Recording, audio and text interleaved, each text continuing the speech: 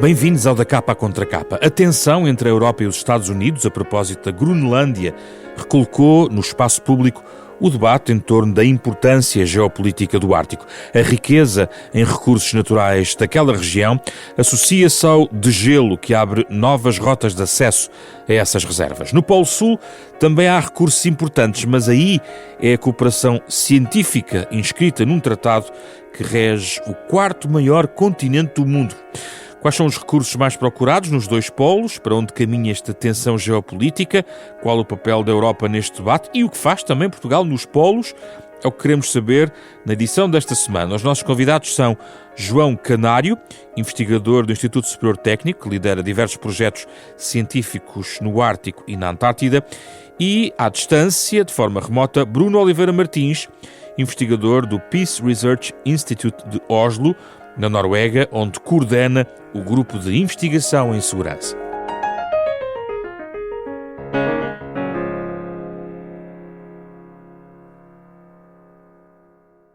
Muito obrigado pela vossa presença, João Canário e Bruno Oliveira Martins. Bruno Oliveira Martins junta-se a nós de forma remota. E começo exatamente por si, Bruno, para lhe perguntar se esta questão do Ártico, que tem sido muito mediatizada nos últimos dias, apanha de surpresa de alguma forma até aqueles que estão a acompanhar este tema já há alguns anos. Não é um tema novo para quem trabalha relações internacionais de todo. Ainda assim, também nesse domínio tem ganho um pouco mais de força nos últimos, diria, 10, 15 anos. Mas esta escalada da tensão em relação à questão do Ártico também surpreende assim, Bruno Oliveira Martins? Eu julgo que não se pode dizer isso. Como referiu, a importância estratégica do Ártico é algo que tem sido explorado por muitos investigadores e muitos observadores das dinâmicas de segurança internacional, por vários motivos comerciais, motivos estratégicos, geopolíticos, recursos naturais, etc. Agora, sem dúvida que existe um crescendo na importância do Ártico e que isso é algo que se deve ao aquecimento global e às alterações climáticas.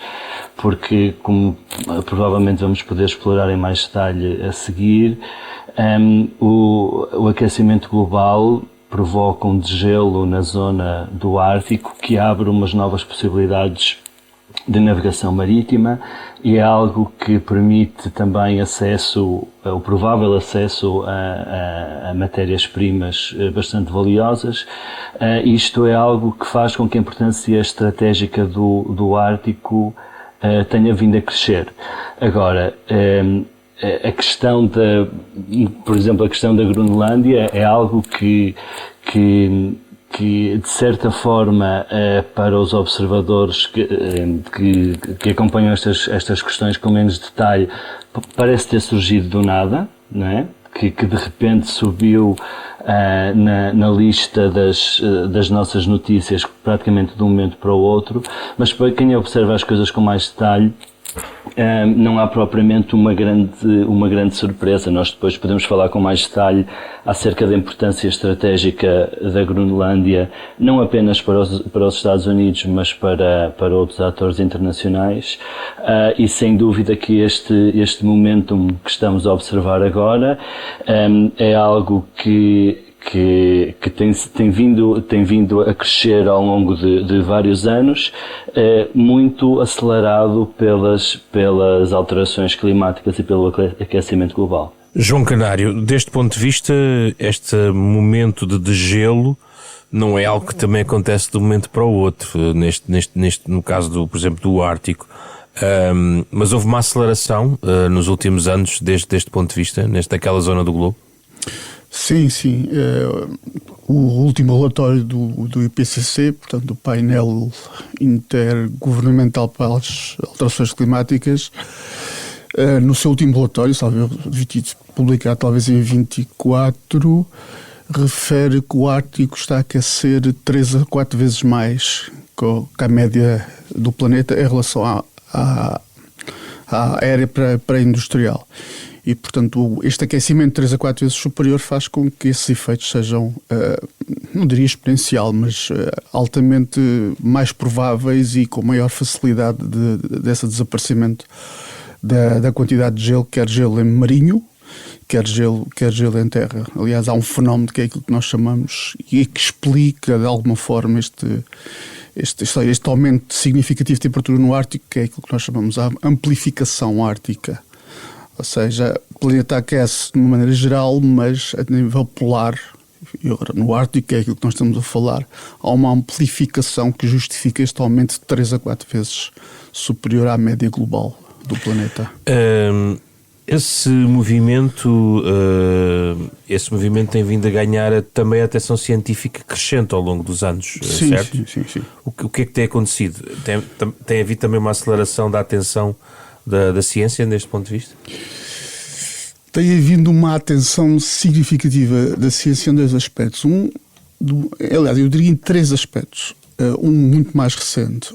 O primeiro tem a ver com tentar perceber porque é que este aquecimento é muito maior no Ártico do que a média a nível global. É tal amplificação ártica que eu falava, e sabe-se mais ou menos quais são os processos, e tem tudo a ver com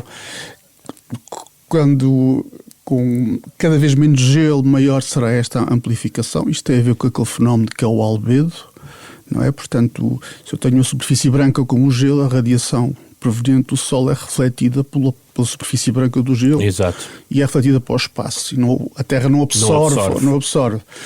Quanto menos gelo houver, menor será esse albedo, maior é o aumento de temperatura. Portanto, essa é a principal questão que explica, digamos assim, a amplificação ártica. Mas se quiser, posso entrar em maior pormenor, sim, quer a nível da Terra, quer a nível do oceano, como é que isto se passa. Mas mesmo a diminuição de temperaturas significa de forma imediata ou automática situações claras de gelo, em que claramente de repente passamos a ter um canal mais navegável do que tínhamos?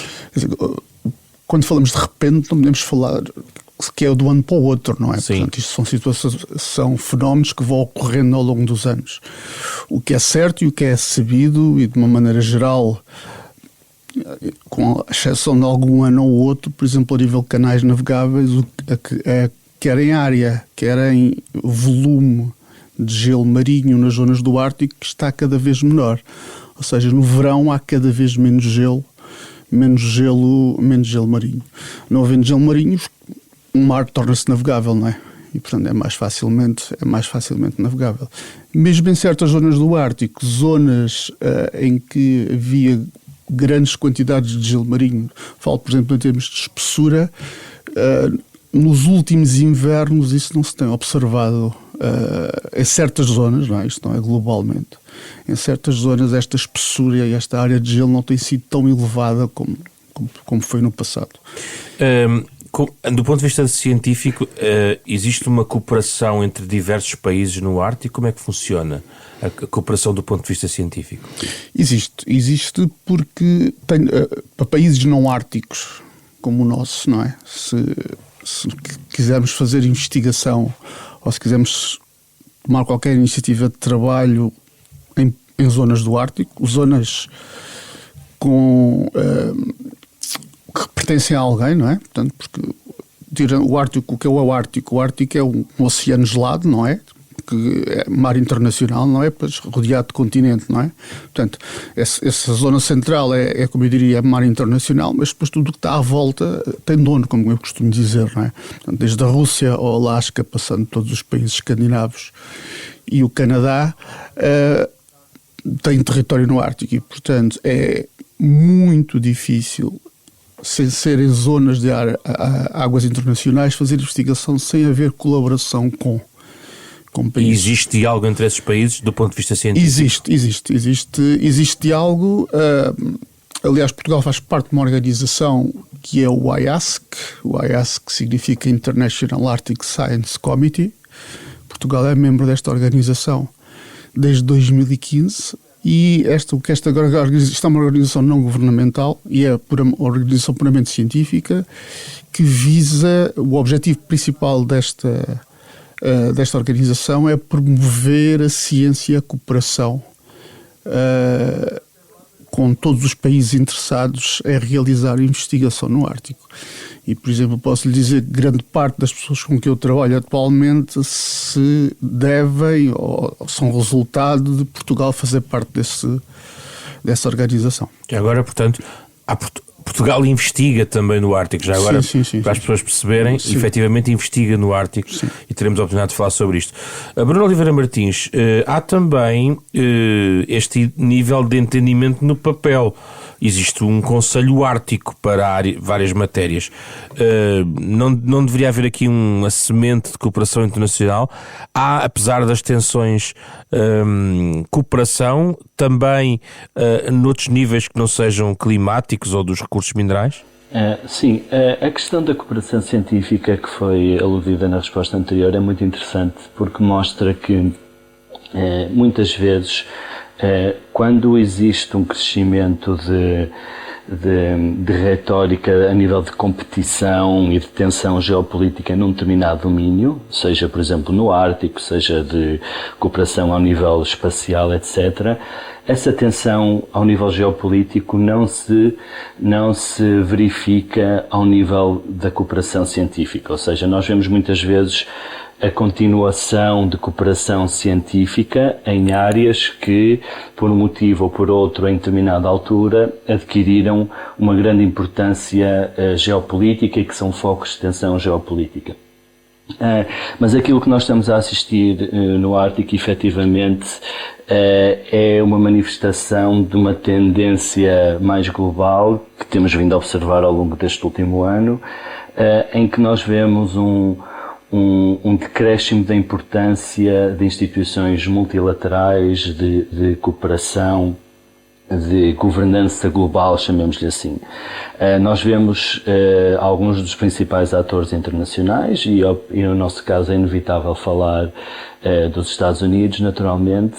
Vemos a adoção de uma retórica que é muito focada numa definição muito curta e muito estrita daquilo que configura o interesse nacional, ok? E de acordo com esta lógica minimalista de interesse nacional, a lógica que existe é uma lógica de soma zero. Ou seja, para que eu possa ter um determinado benefício, para que eu possa ter um determinado ganho, os outros parceiros, competidores, etc., não podem ter nenhum ganho. Ou seja, não existe um cenário, de acordo com esta lógica, não existe um cenário em que se verifiquem ganhos mútuos, não é? E esta lógica previne qualquer tipo de cooperação, porque a cooperação multilateral parte da lógica que cooperar é bom e é algo que traz benefícios para todos, não é?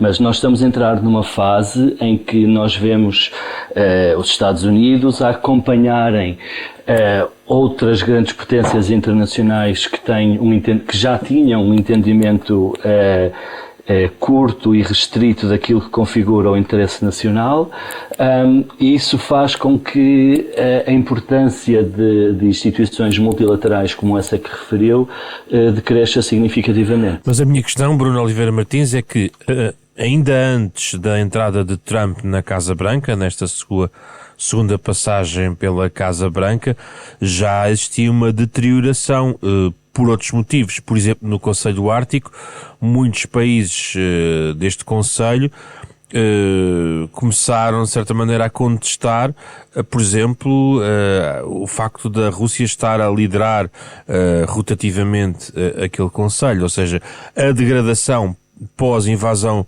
russa da Ucrânia é uma evidência também com impacto em organizações como o Conselho do Ártico, certo? Sim, claramente, e mesmo outras organizações de cooperação na Europa.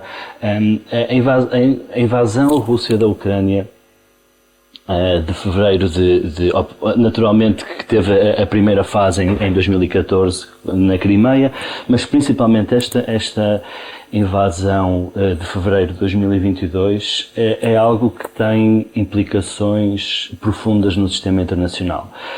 Eu acho que muitas pessoas estão focadas no facto de nós, estando na Europa, observarmos que temos uma guerra de grande escala às portas da Europa Central e da Europa Ocidental, não é?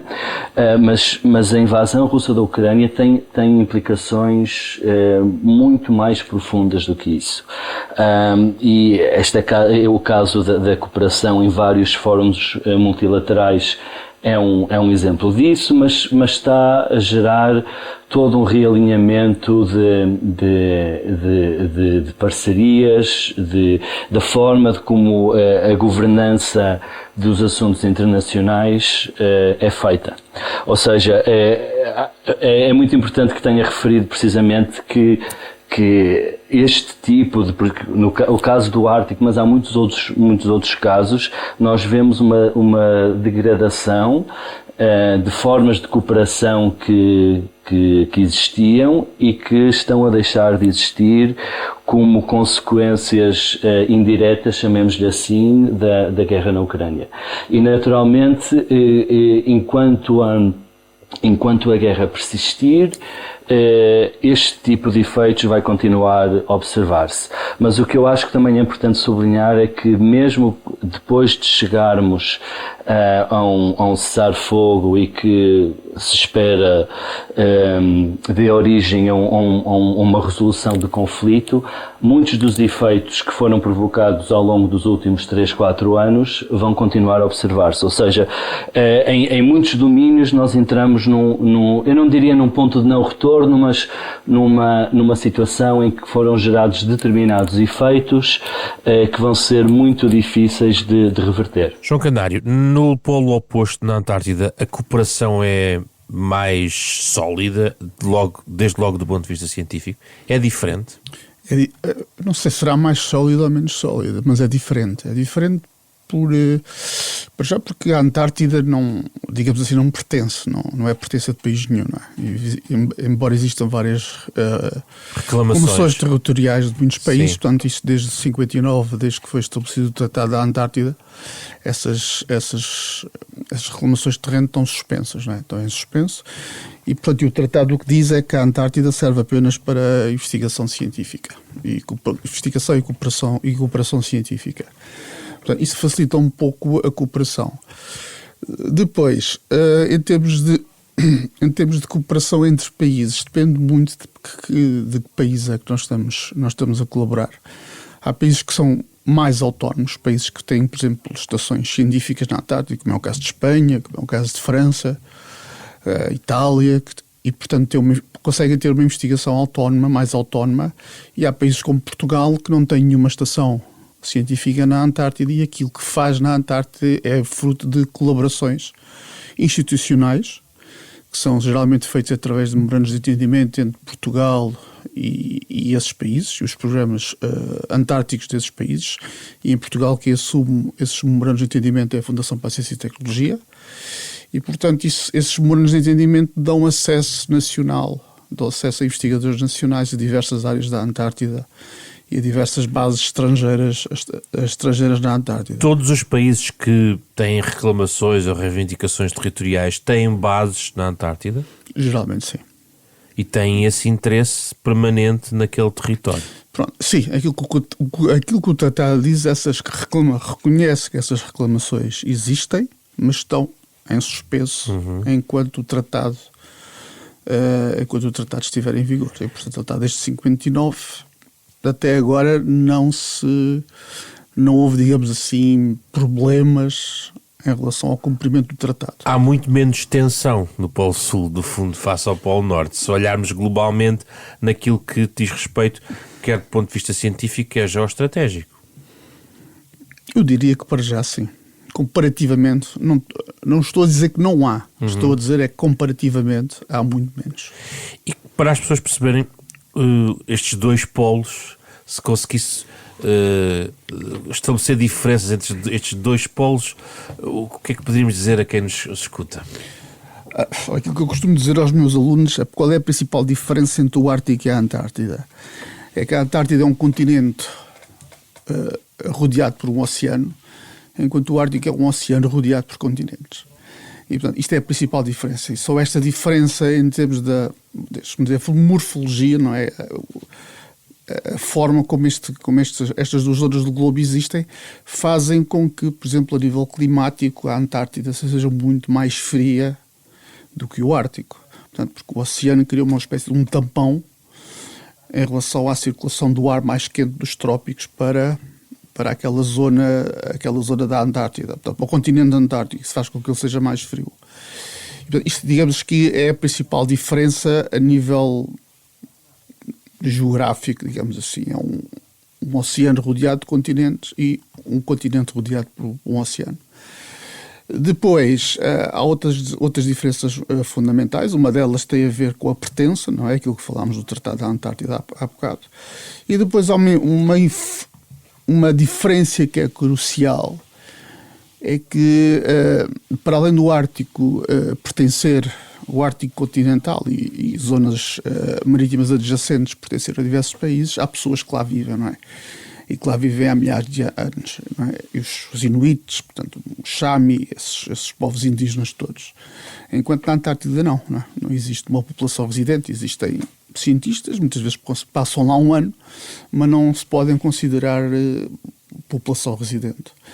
O que é que isto faz? Faz com que, quando estamos a estudar os impactos, por exemplo, das alterações climáticas a nível do Ártico ou a nível da Antártida, há outro fator muito importante a ter em conta, que para o caso do Ártico é as populações que lá vivem. Portanto, primeiramente, tudo aquilo que se vê, tudo aquilo que acontece, elas são as principais, são as primeiras a ser afetadas.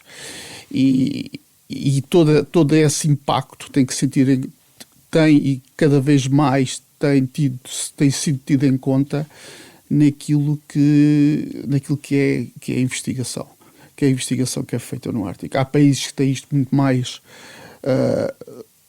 mais, digamos assim, enraizado, como é o caso do Canadá. É quase proibido eu fazer investigação numa área do Canadá onde existe uma população residente. Se essa população não aceitar essa investigação, e se calhar há países menos como é que eu ia dizer, menos rígidos nesta imposição do ok das populações indígenas à investigação. No caso da Islândia, se calhar, o norte da Noruega, o norte da Suécia, se calhar não é assim tão rígido, mas existe, e isto é uma grande diferença em relação à potencialidade de todo o tipo de investigação que se possa fazer no Ártico.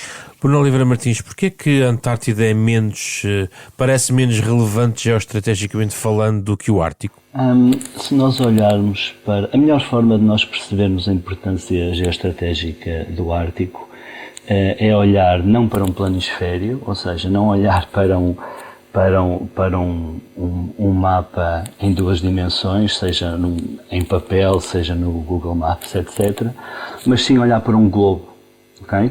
Porque nós quando olhamos de cima do globo e vemos e se colocarmos o Polo Norte como o centro da nossa observação, nós vemos que a Rússia é uma nação do Ártico, os Estados Unidos são uma nação do Ártico, em virtude do Alasca, o Canadá, os países do norte da Europa e os países escandinavos, a Groenlândia, não é? Ou seja, isto faz com que muitas das grandes potências mundiais, não apenas as atuais, mas mesmo historicamente, tenham tido interesses muito grandes naquela região. Não é?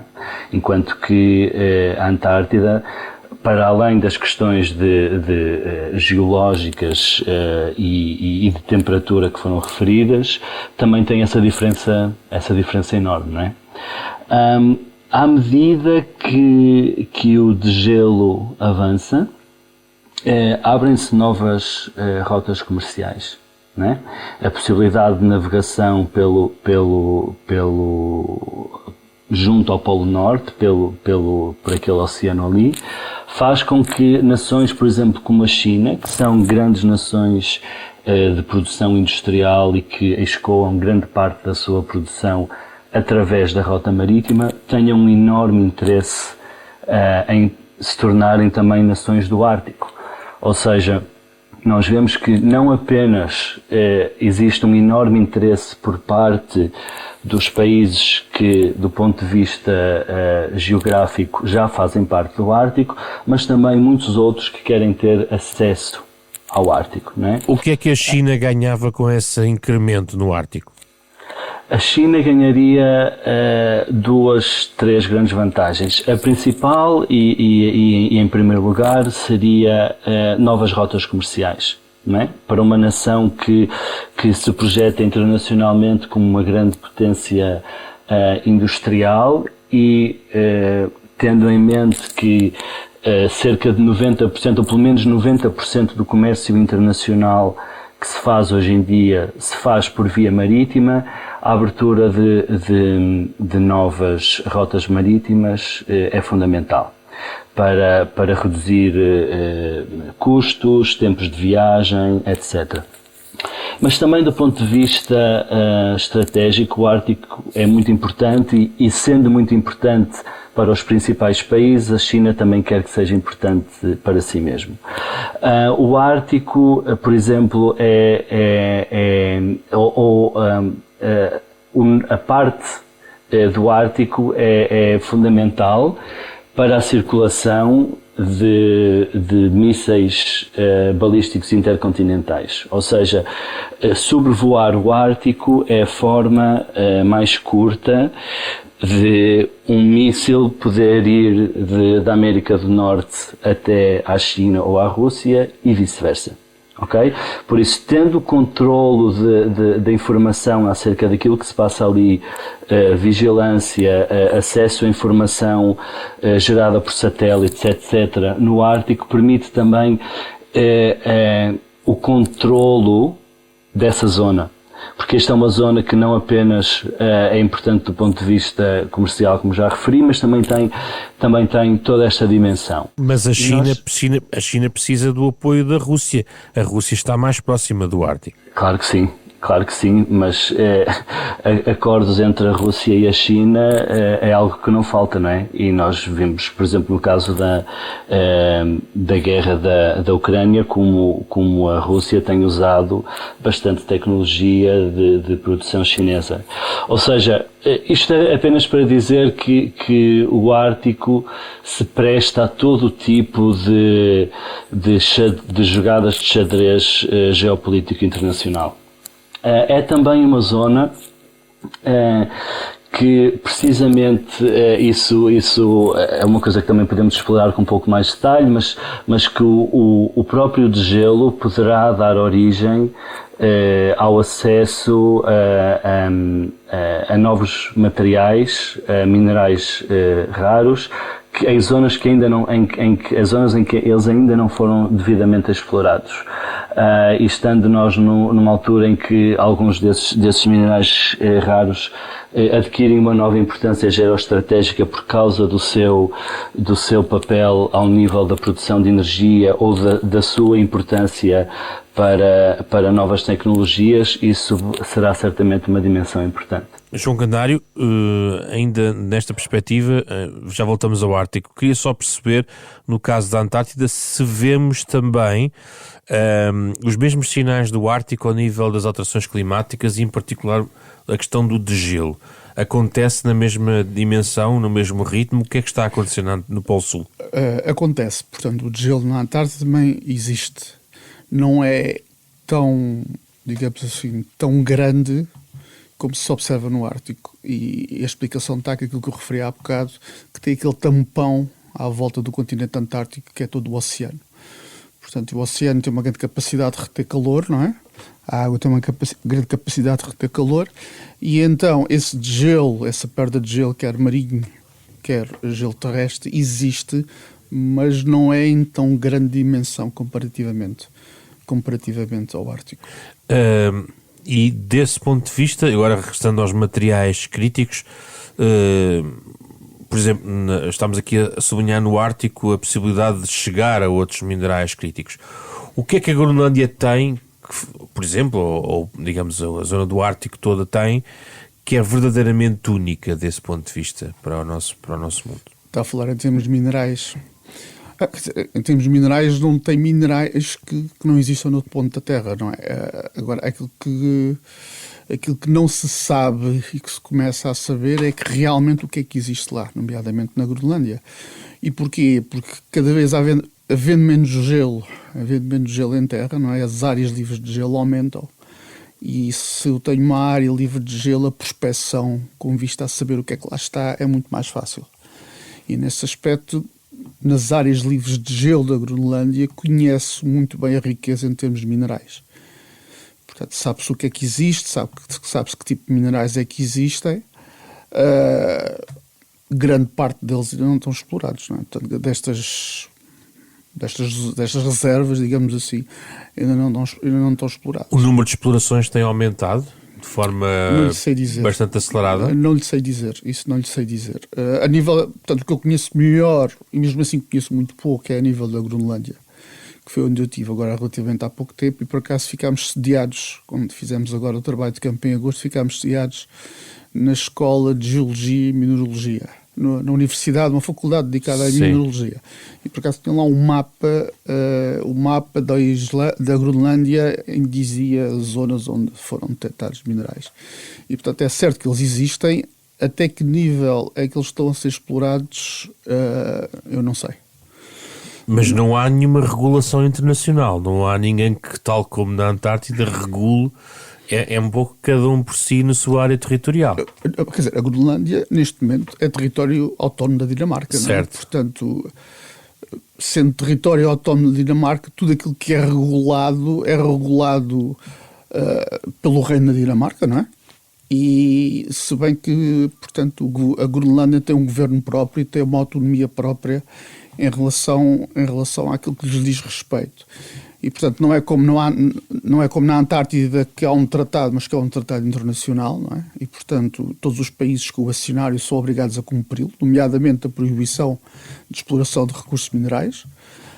Em relação, neste momento, àquilo que se passa na Groenlândia, tudo depende daquilo que venha a ser definido pelo governo da Groenlândia, pelo Reino da Dinamarca. E há zonas do Ártico de não Groenlândia, digamos assim.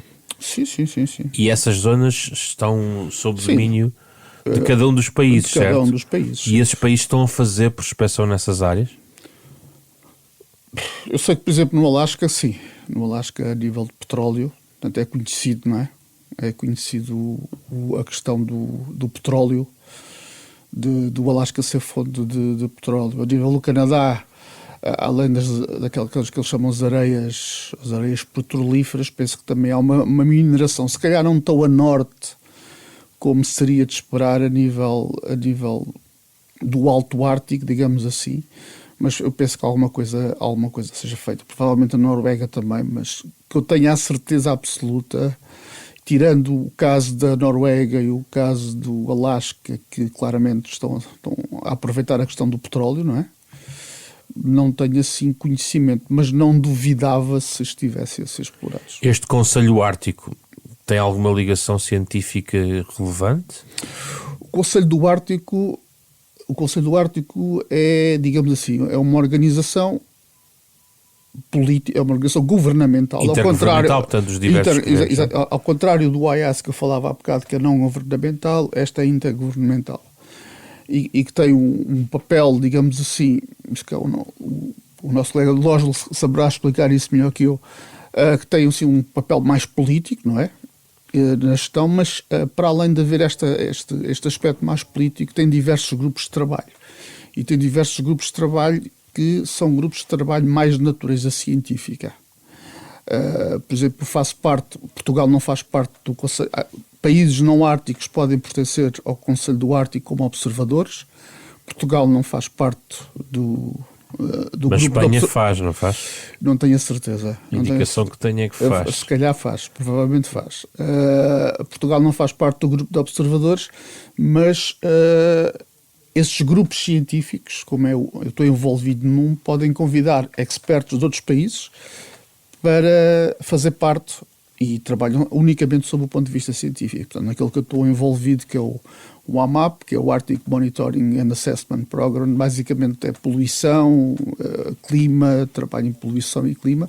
Portanto, é uma componente, esta é o exemplo de uma componente científica do Conselho do Ártico.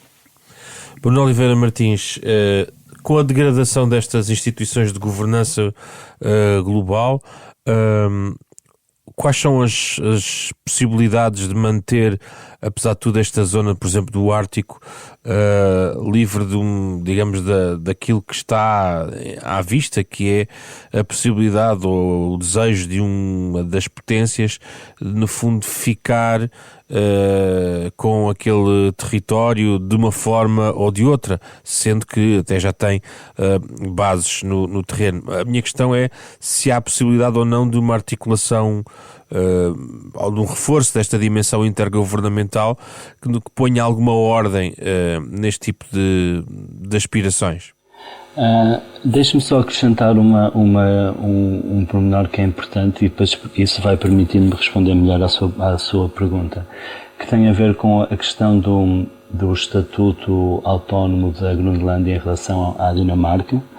A Groenlândia tem bastante autonomia em todas as áreas de governação, chamemos-lhe assim, em relação ao governo de Copenhaga, mas questões de dimensões de política externa, segurança e defesa da Groenlândia, isso é competência do governo de Copenhaga.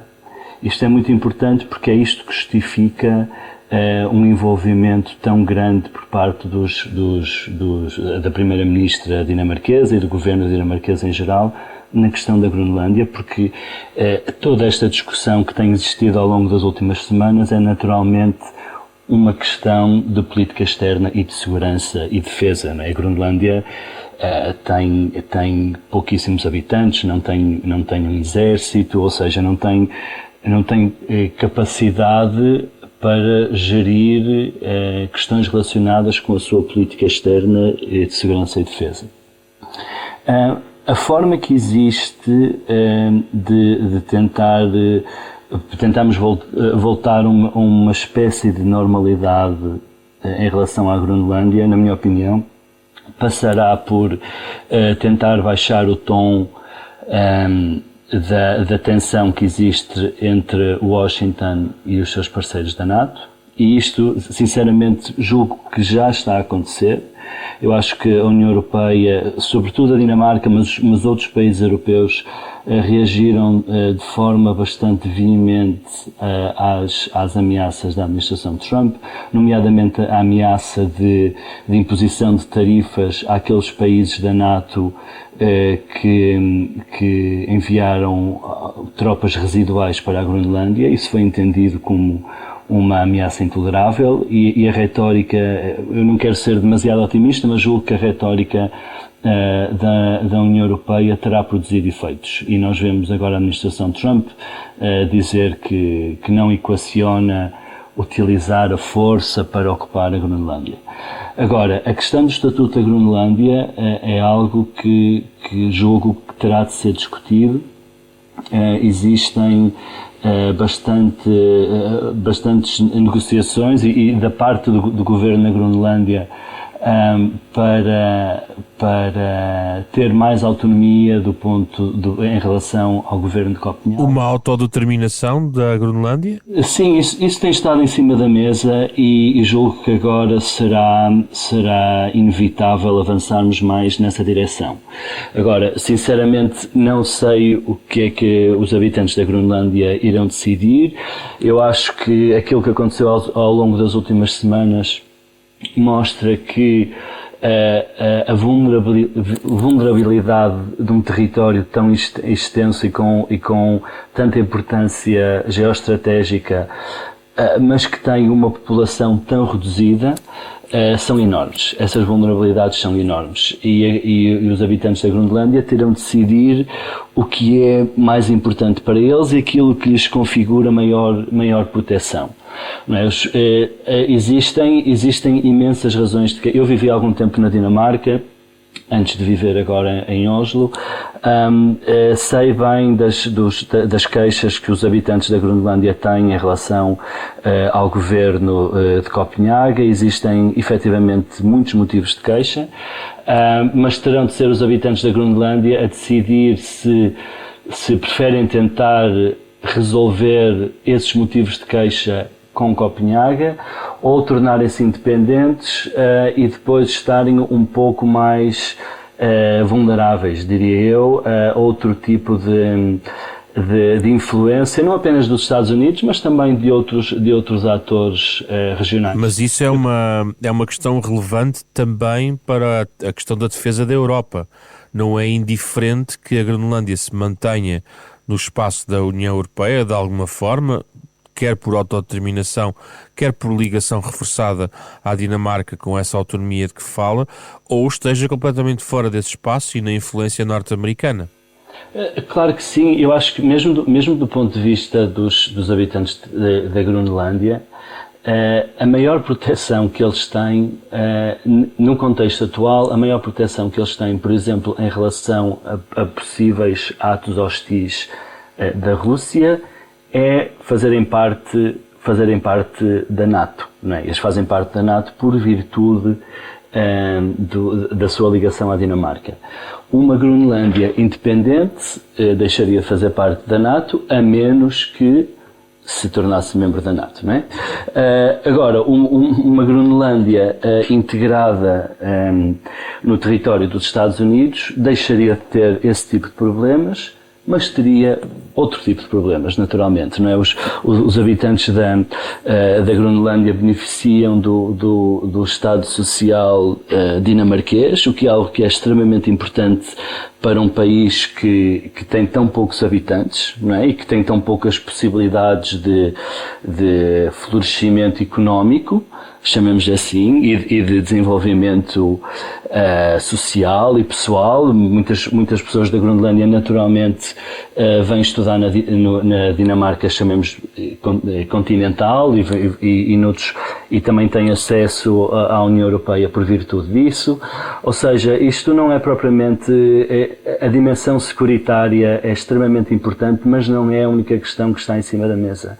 E nós ouvimos muitos relatos vindos da Groenlândia ao longo destas últimas semanas, e as pessoas estão muito conscientes disto. Ou seja, não se trata apenas de uma questão de soberania ou de território ou de segurança e defesa. Há também toda uma vivência que, ao nível de benefícios do Estado Social, de educação, etc., que lhes é proporcionada em virtude da ligação à Dinamarca, e que deixaria de existir se essa ligação fosse com os Estados Unidos, nomeadamente. João Canário, do ponto de vista científico, por exemplo, da utilização de novas tecnologias para pesquisa científica, tem havido uma aceleração dos processos, quer no Polo Sul, quer no Polo Norte, e já agora, a força motriz são os norte-americanos ou é um pouco disseminado? Em relação a isso, é disseminado, não é? Portanto, aquilo que tem surgido nos últimos anos, cada vez mais, ou seja, a maior preocupação que tem existido nos últimos anos em termos de investigação, quer no Ártico, quer na Antártida, é na redução da pegada carbónica. Ou seja, quando nós pensamos em ir ao campo, a questão que se coloca é mesmo necessário ir ao campo. E, portanto, aquilo que se tem procurado fazer, ou tem que se procurar desenvolver cada vez mais, são sistemas autónomos. Drones? Drones também, mas para um drone a funcionar alguém tem que lá ir, não é?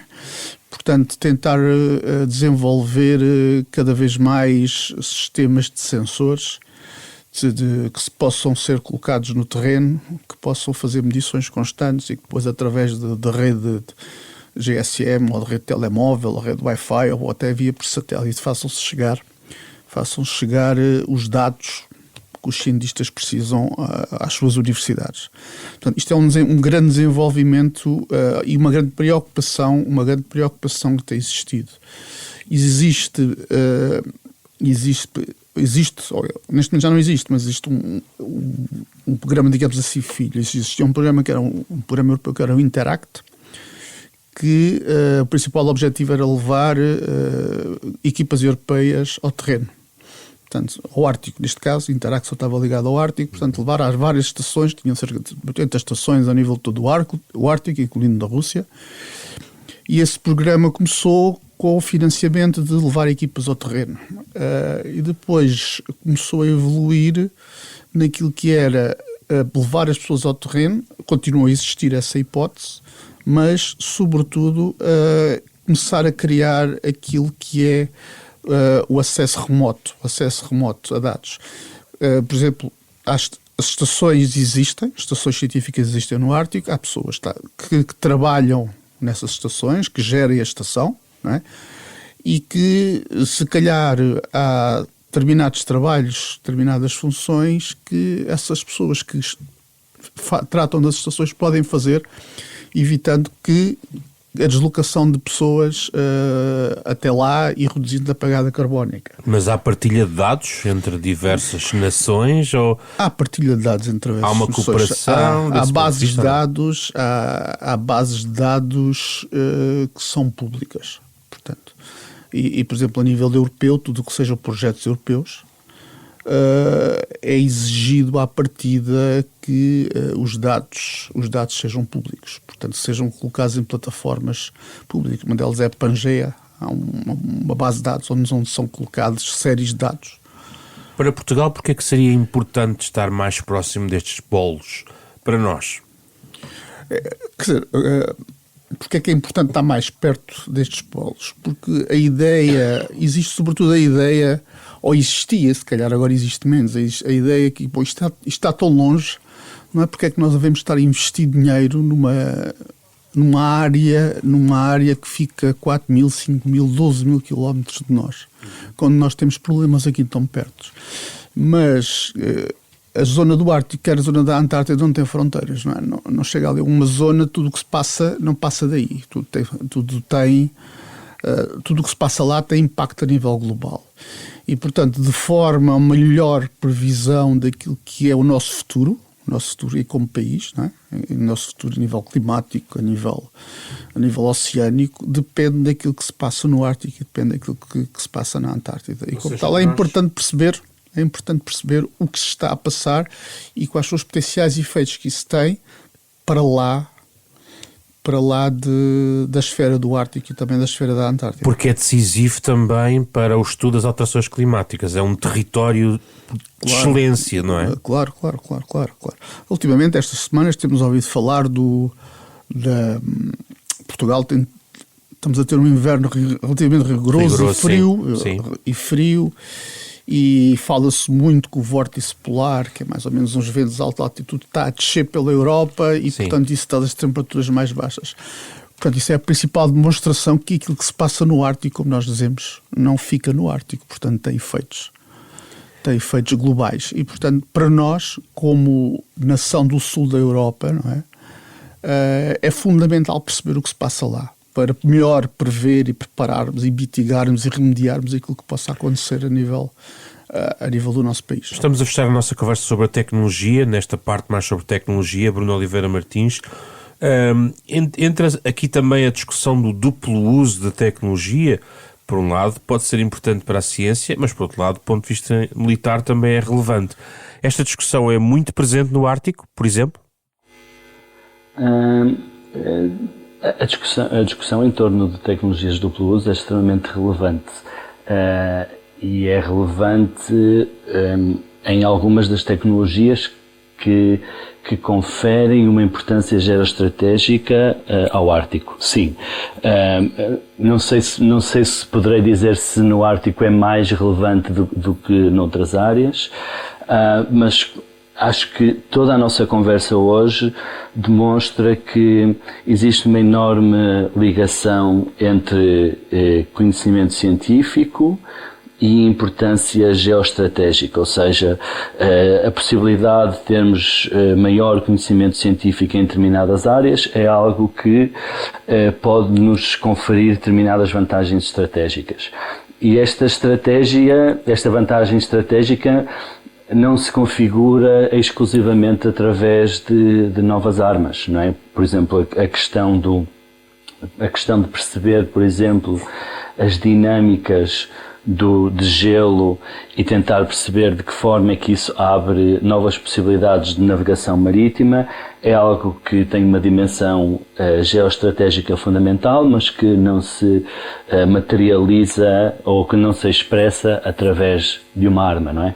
Normalmente a discussão em torno de tecnologias de duplo uso tem a ver com a possibilidade de determinada inovação tecnológica ter um benefício para a sociedade, mas ao mesmo tempo poder ser utilizada como arma, não é? Isto cria um dilema nestas tecnologias em que temos permanentemente de avaliar as possibilidades ou o potencial de benefício que vem da tecnologia e tentar equilibrar isso em relação aos potenciais riscos que essa mesma tecnologia Mas tem sido uma zona de teste também de tecnologia. Habituámos-nos a pensar que, por exemplo, na indústria de defesa, a guerra na Ucrânia tem testado um conjunto de armamento, mas, por exemplo, no Ártico, tem havido testes de novas tecnologias, até remotas, que tem sido uma área, enfim, galopante do ponto de vista da indústria da defesa? Sim, aquilo que é mais relevante no contexto do Ártico tem a ver com sensores, como foi referido, mas também as tecnologias relacionadas com satélites, não é? E o tipo de comunicação que existe entre a superfície da Terra e os satélites. Porque, como eu referi há pouco, a questão por exemplo, dos mísseis balísticos intercontinentais, mas a questão da observação por satélite com foco no Ártico verifica-se também em relação a outro tipo de armamento, e chamemos assim. Ou seja, a nível de tecnologias duplo uso, eu diria que a questão do interface com satélites seria a área mais relevante. O Ártico não será propriamente uma zona de grande teste a nível de novas armas, mas é claramente uma zona em que é necessário recorrer ao cutting edge científico, não é? As tecnologias mais avançadas são necessárias para poder tentar tirar o máximo proveito do potencial científico que existe na exploração do Ártico. João Canário, como é que há uma fronteira entre ciência e defesa para quem está no terreno? Se há uma fronteira, é uma boa pergunta essa. Se há uma fronteira entre defesa e ciência. Estão bem marcadas as diferenças entre onde acaba a ciência e começa a área da segurança e defesa? Quando se fala em satélites, quando se fala em drones, quando se fala nestes territórios que precisam de um conjunto de medições até da realidade? Eu diria que começa a haver. Acho que não é uma coisa, não é uma situação comum, não é uma situação presente, mas é uma situação que começa, dada a situação geopolítica, não é? Começa a haver uma relação entre aquilo que é a defesa e aplicações mais ligadas à defesa e aquilo que é a ciência. Ou seja, tudo o que seja indústria de defesa tem por base ciência fundamental, não é? E, portanto, essa ciência fundamental, de alguma forma, contribuirá para a indústria da defesa. Se é concretamente aplicada no Ártico, sinceramente não lhe sei dizer ao certo, mas para mim faz sentido que potencialmente começará a haver, sim. Por fim, o que é que os investigadores portugueses estão verdadeiramente a fazer no Polo Norte e no Polo Sul? Dê-nos alguns exemplos. Nós temos há um programa em Portugal, que é o Programa Polar Português, que é o ProPolar, que anualmente lança calls, digamos assim, lança concursos que permitem financiar, levar pessoas, vários investigadores portugueses, seja de universidades, centros de investigação, às regiões polares, quer ao Ártico e quer à Antártida. E, portanto, quer em termos de áreas científicas, são muito diversificadas. Portanto, nós temos áreas completamente da área da biologia. Na área da biologia, por exemplo, temos colegas que estão a trabalhar em aves marinhas na Antártida. Temos colegas de Coimbra, temos colegas do Porto que estão a trabalhar, por exemplo, no Ártico a nível do impacto das alterações climáticas no oceano e no efeito do aquecimento do oceano nos micróbios e em toda a cadeia alimentar. Há colegas que estão a trabalhar com aves no Ártico, há colegas que estão a trabalhar em sol gelado, que é o meu caso. Sol gelado no Ártico, portanto, é aquilo que eu faço, não é só a nível do técnico, mas, por exemplo, o IGOT, o Instituto de Geografia e Ordenamento do Território, também trabalha muito nessa questão. Há também quem trabalhe na área política, na área geopolítica, nomeadamente do Instituto Superior de Ciências Sociais e Políticas, da Universidade de Lisboa. Também há colegas a trabalhar nessas áreas, há colegas a trabalhar na componente atmosférica. Eu digamos que Portugal não tem muita gente a trabalhar, mas tem gente a trabalhar em áreas muito diversificadas. Muito obrigado, foi um gosto recebê-los aqui no nosso programa. João Canário e Bruno Oliveira Martins. Falámos sobre o Ártico e a Antártida, os polos que tanto nos atraem hoje, neste Da Capa à Contra Capa, um programa da Renascença em parceria com a Fundação Francisco Manuel dos Santos. Está disponível na versão integral, em podcast, em todas as plataformas habituais. O genérico original deste programa é do pianista Mário Lajinha.